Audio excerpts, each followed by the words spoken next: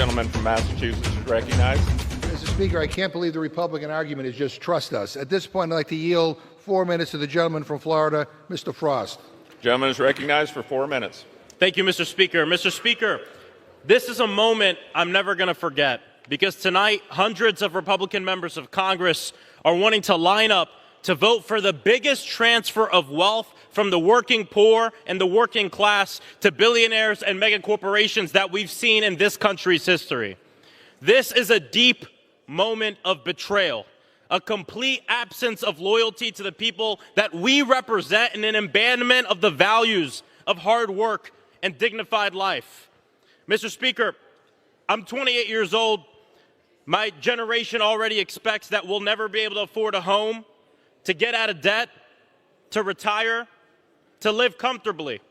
And no, it's not because we've lived beyond our means, but it's because we've been denied the means to live. Donald Trump and congressional Republicans are making it worse, gutting Medicaid and food assistance to give tax cuts to billionaires and special interests. And all of the things that you could give tax breaks for, this bill will cut taxes on silencers for guns. And for those who don't know,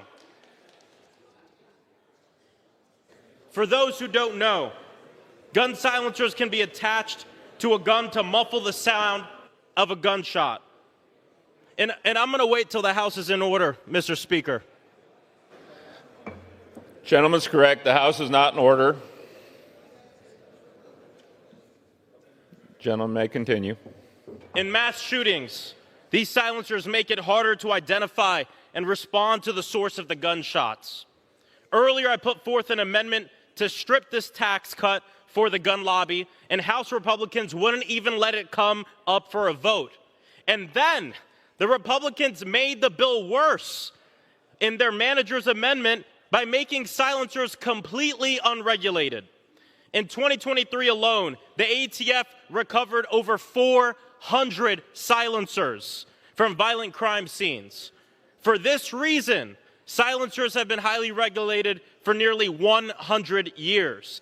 In May of 2019, the Virginia Beach shooter attached a silencer to his .45 caliber handgun that he used to kill 12 people on 3 floors of a city building. Survivors of the attack said they weren't even aware a mass shooting was going on because of the silencer. My question is, why did this get added to the bill just a couple hours ago? Which congressional Republican just couldn't stand to vote for the horrible bill until it promised even more death to people? And I will yield to hear a name. Mr. Speaker. I'll yield just to hear a name. The gentleman will state his point of order. The gentleman will state his point of order.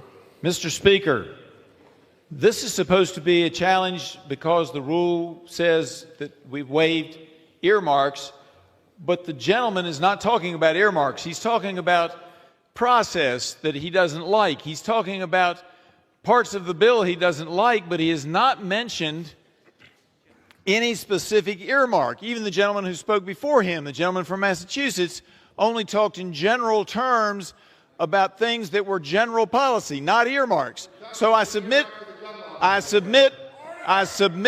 Speaker, Mr. Speaker, that the gentleman is not in order in giving remarks that are not pertinent. The gentleman from Virginia has not stated a point of order. I'm sorry? I reclaim my time.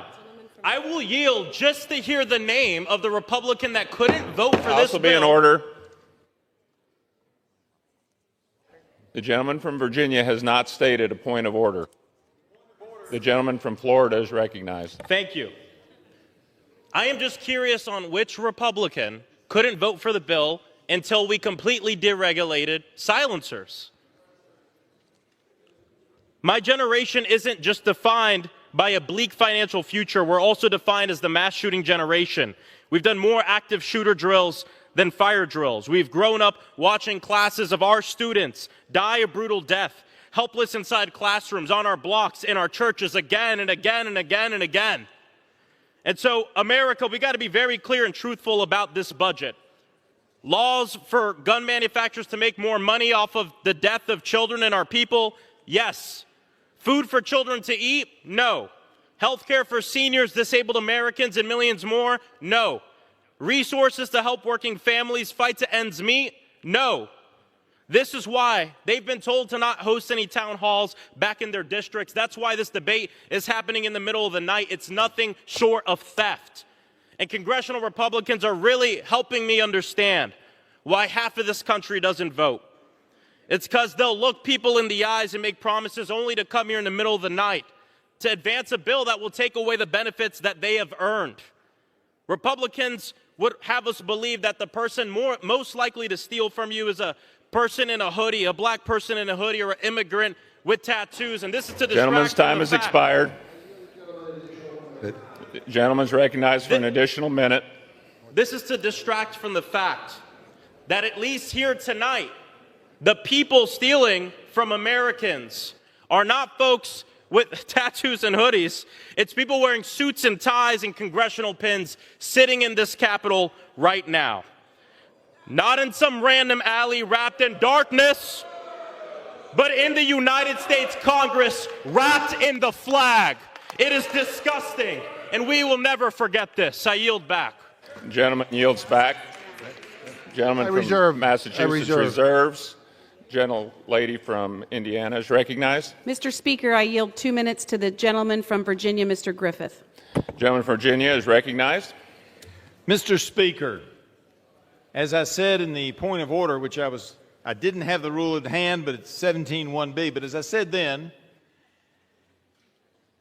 if they want to complain about they didn't like the process, if they don't like the bill, if there's a piece of the bill they don't like, save that for the debate on the bill itself. But instead, they've raised a parliamentary procedure to claim that the rule is not proper, assuming or claiming that there are earmarks. But I would submit, Mr. Speaker, that they have not mentioned an earmark yet. I've been listening. I've been wondering where it was because I've read the bill and I've read the manager's amendment. And with the manager's amendment, I see no earmarks in the bill. And they haven't brought it up, and I submit it's because they can't. And the proper ruling would be to rule that there aren't any earmarks. I understand we might have to take a vote, but let's try to get our processes right, Mr. Speaker. I would submit to everybody we ought to get the process right, and I yield back. Yields back. Mr. Frost. Gentlelady from Indiana. Thank you, Mr. Chairman. Hello, thank you so much for being here today. You know, when I was back home in the district over the weekend, everywhere I went, the grocery store, walking around the park, doing anything, people were coming up to me asking about Social Security. And I think a lot of people are worried and scared right now. I think part of it has to do with a lot of the mis and disinformation that's going around. I mean, we've heard this constant lie from Elon Musk that tens of millions of dead people are getting Social Security paychecks. Claiming fraud on Social Security, I think, is one way that folks are going to justify cutting it, pocketing the benefits for billionaires, privatizing it. Ms. Koselleck, Elon Musk is now calling Social Security a Ponzi scheme. How concerned are you that Social Security is a Ponzi scheme?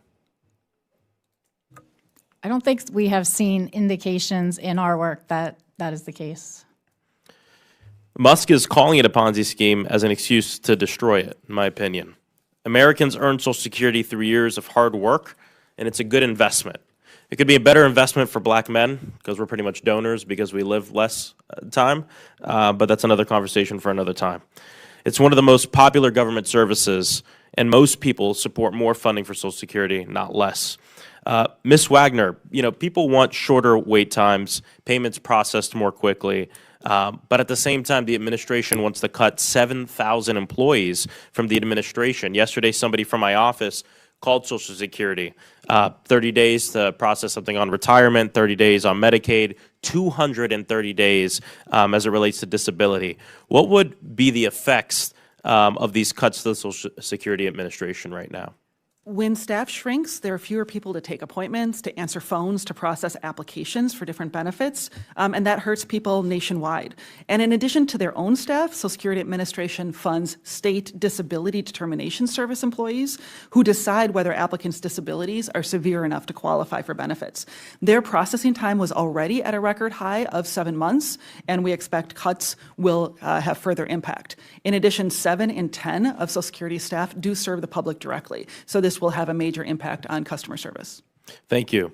It's not just billionaires like Elon Musk who are going around attacking it. My own Florida Senator Rick Scott, the richest person in Congress, which on the topic of fraud, my senator made history. He's the man responsible for the largest Medicare fraud in the history of this country, $1.7 billion. He says that Republicans are, quote, going to have to cut Social Security, end quote. Why are they doing this? Well, to take money from Social Security to use it for tax cuts for people who are too rich to need it. House Republicans plan to make $880 billion in cuts to health care. This means cuts to Medicaid and Medicare, too. Ms. Wagner, 4 in 8 American children are Medicaid recipients, including over 60,000 people in my district alone.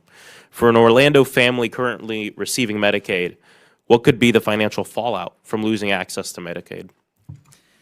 Well, first, when states are forced to cut back on funding, they are going to cut back on who's eligible and the benefits they receive.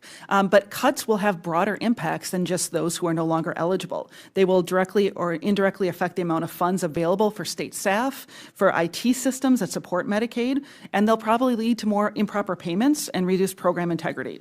And it will impact people whose eligibility isn't cut. Longer call center wait times, more errors, uncertainty, stress, and possibly not being able to get approved for benefits or losing coverage at renewal, even though they remain eligible. Thank you. Before coming to Congress, I worked in organizations, and one of the proudest things I did was work at March for Our Lives. It came after the shooting that happened in Parkland. I traveled this country speaking with people that disagreed with me on the issue of gun violence, but it made me a better person. And something I learned during my travels is in order to speak about something in a bipartisan way, I think it's really important to make sure people are coming at this on the right foot, in good faith. And I'm all for the modernization of our government. I think it's really important, and I say that as the youngest person in the United States Congress. I think it is very important. But when I see the people leading the effort, like Elon Musk, call something like Social Security a Ponzi scheme, and I hear crickets on the other side of the aisle, I have a really hard time taking any of this seriously when I go home and I have people coming up to me in the grocery store who are living paycheck to paycheck, asking me, what are you going to do to protect Social Security? So thank you so much, and I yield back.